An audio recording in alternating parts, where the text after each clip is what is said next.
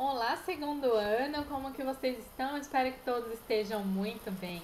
Hoje a nossa aula é da frente de Biologia 1 e nós vamos iniciar o nosso livro 5 do SAS. Então eu peço que você pegue o seu livro 5, abra na frente de Biologia 1, aqui no capítulo 15, porque hoje nós vamos falar sobre a história da vida na Terra e evidências da evolução. Durante todo o ano, na frente de Biologia 1, a gente trabalhou genética e conceitos genéticos e a gente vai ver como então que a genética, as mutações, as variações, no nosso código genético são importantes para a gente entender como que se deu a evolução da vida na Terra. Gente, aqui essa abertura do capítulo nos fala de onde vêm as aves. Afinal, a gente já estudou em Biologia 2, a gente estudou, o reino animal e a gente conversou bastante, sobre toda essa evolução. Mas e as aves da onde vieram, A gente sabe que as aves derivam ali de ancestrais comuns com répteis. Mas aqui a gente tem então como que eram as primeiras aves. Essa é considerada a reconstituição, é claro, da primeira ave que nós temos. Então as aves, elas evoluíram, as aves atuais evoluíram de uma linhagem dos dinossauros. A gente pode ver aqui, essa linhagem que a gente tem, o ancestral comum, os répteis, que a gente tem hoje, tipo jacaré, uma linhagem cheia de dinossauros que não estão mais presentes hoje, estão extintos, mas aqui temos então as aves modernas evoluindo aqui junto nesse ramo do cladograma da evolução.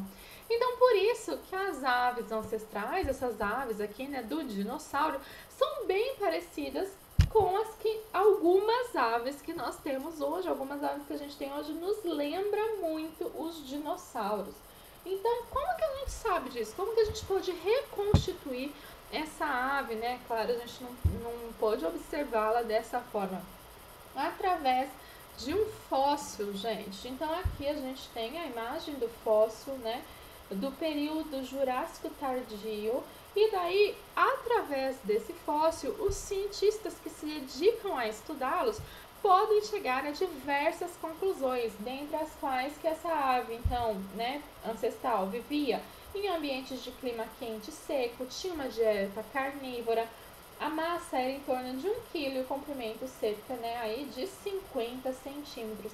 Esse aqui é o primeiro fóssil completo que teve da Archaeopteryx, que é a espécime de Berlim, que foi encontrado lá na Alemanha em 1874 por um fazendeiro.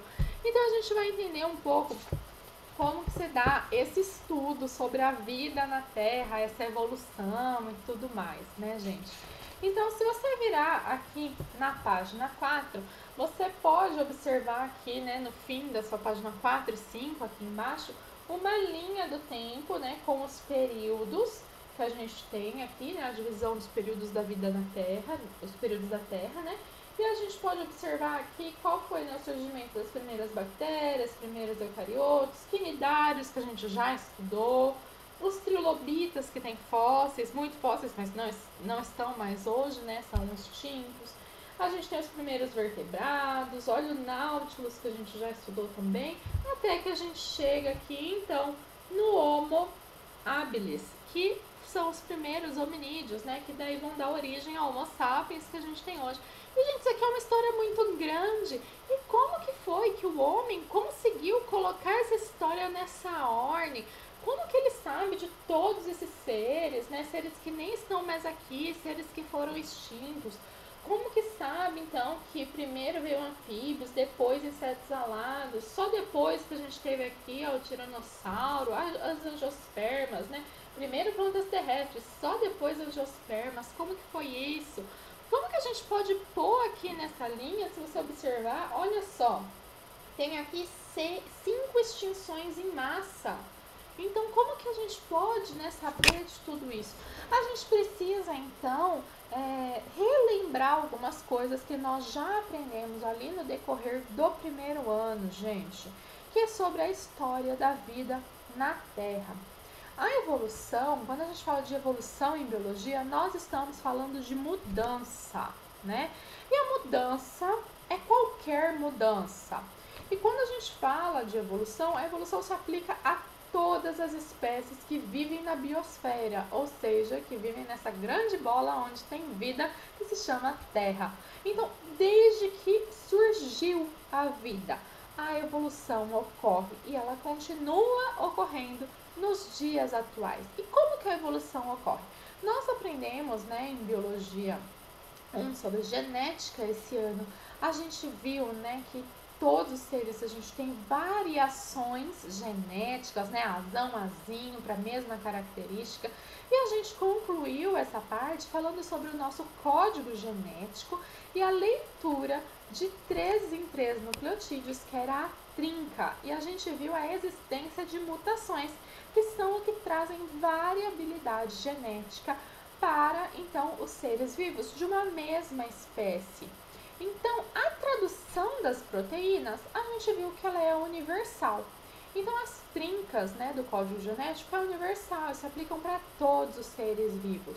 E quando tem alguma mutação, alguma mudança no código genético, pode surgir, então, uma nova proteína. Essa nova proteína tem 3 possibilidades, gente. Essa mutação pode trazer um evento que seja favorável para aquela espécie. Então, essa proteína teve uma mudança nessa proteína que faz com que ela cumpra a sua função mais eficientemente. Isso é vantajoso para aquela espécie. Então, a tendência é que essa mutação seja mantida na espécie e daí passe adiante para os próximos descendentes. Mas pode ser que uma mutação seja desfavorável, né? Ela não seja vantajosa. O que a gente fala que é um evento negativo.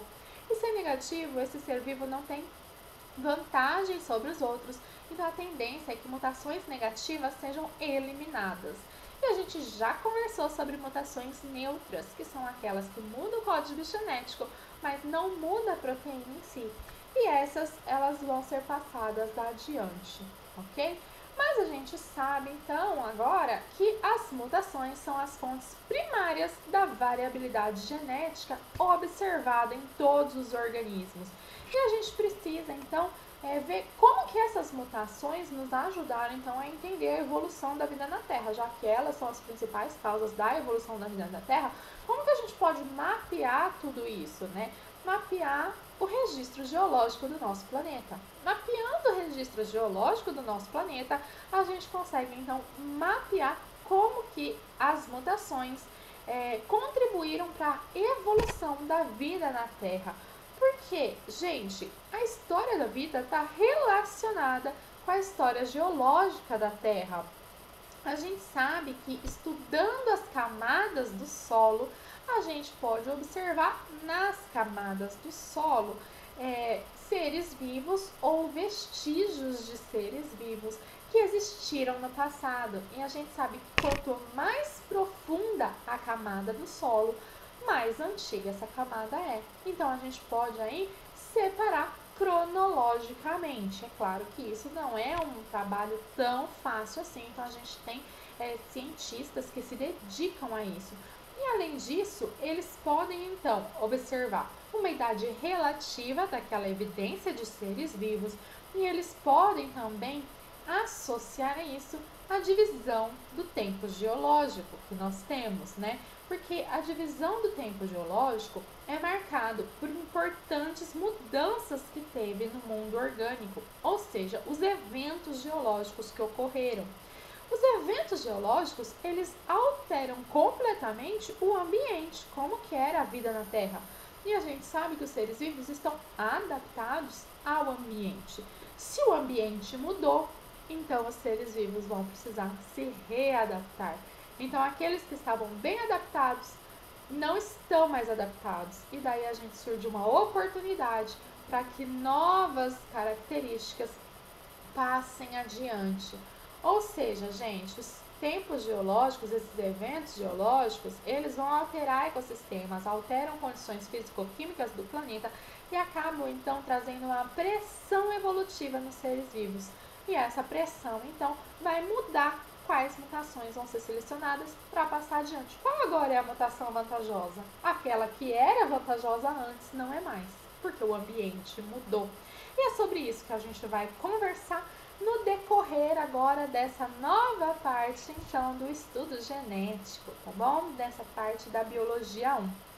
A gente sabe, né, que no início do pré-cambriano surgiram as primeiras moléculas precursoras da vida, certo?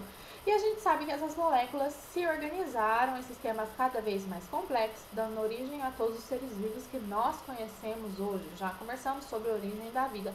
Relembrando, então, acredita-se que a vida surgiu com seres procariontes, depois surgiram os seres eucariontes, que tem o material genético dentro do núcleo, e aí surgiu, então, junto, né, nos seres eucariontes, células que eram capazes de realizar a fotossíntese. Gente, realizando a fotossíntese, elas liberam oxigênio na atmosfera.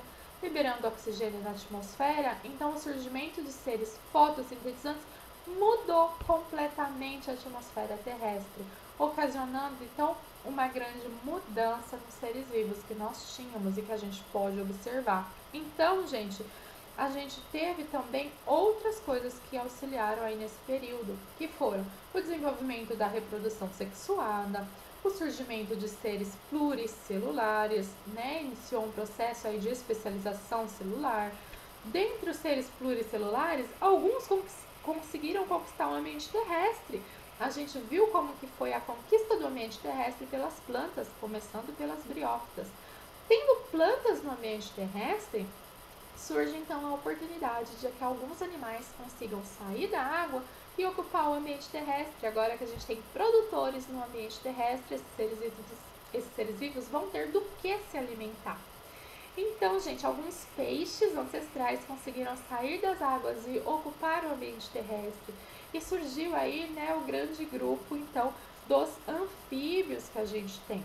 Isso vai ocorrer aí, né, a saída da água para o ambiente terrestre, né, desses vegetais, cerca de 409 milhões de anos atrás.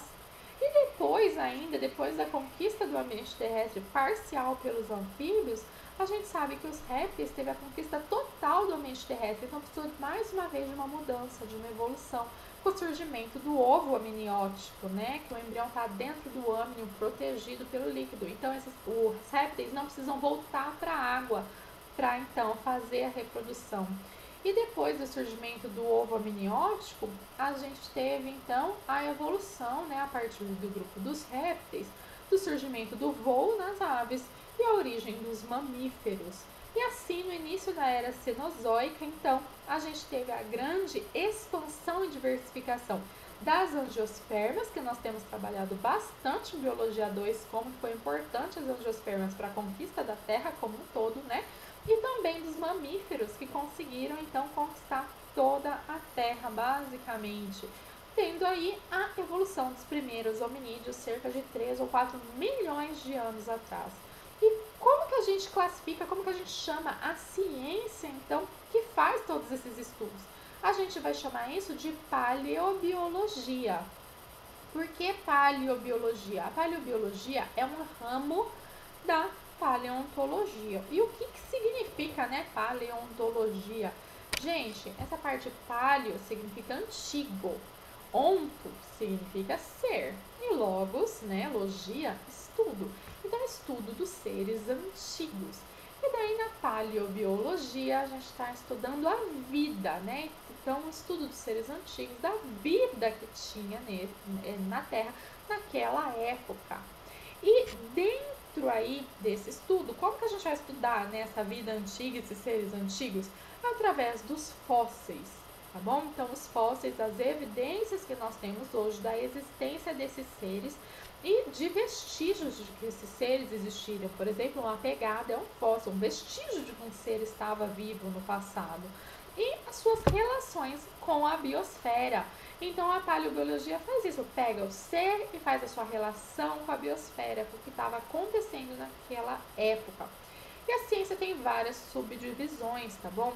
Então, a paleobotânica, botânica, as plantas, paleozoologia, os animais, E aí a gente vai ter a paleoecologia, que vai estudar os ecossistemas, nichos ecológicos, né? Tem a que estuda grãos de pólen, que são muito bem conservados, as conchas dos foraminíferos, né?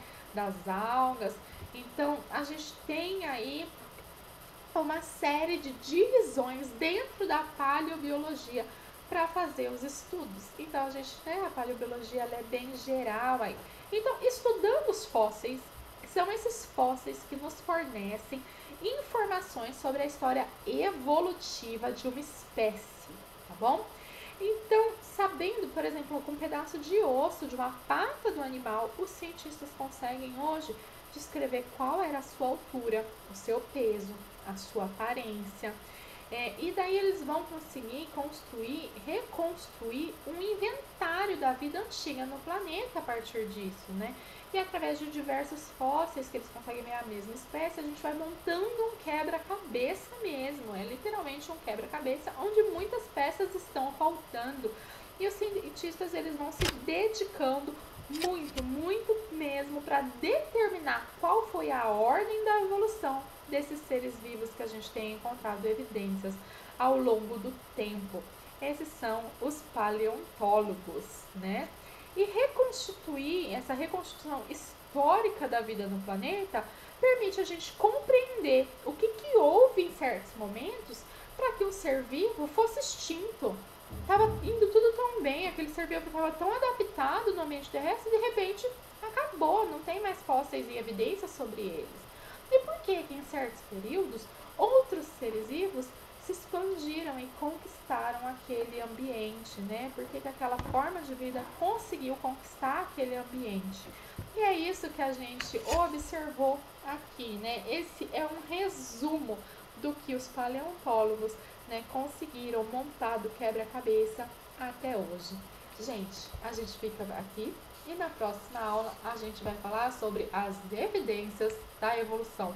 Afinal, os paleontólogos não tiram tudo isso da cabeça deles, não é mesmo? A gente se vê na próxima aula. Tchau, tchau!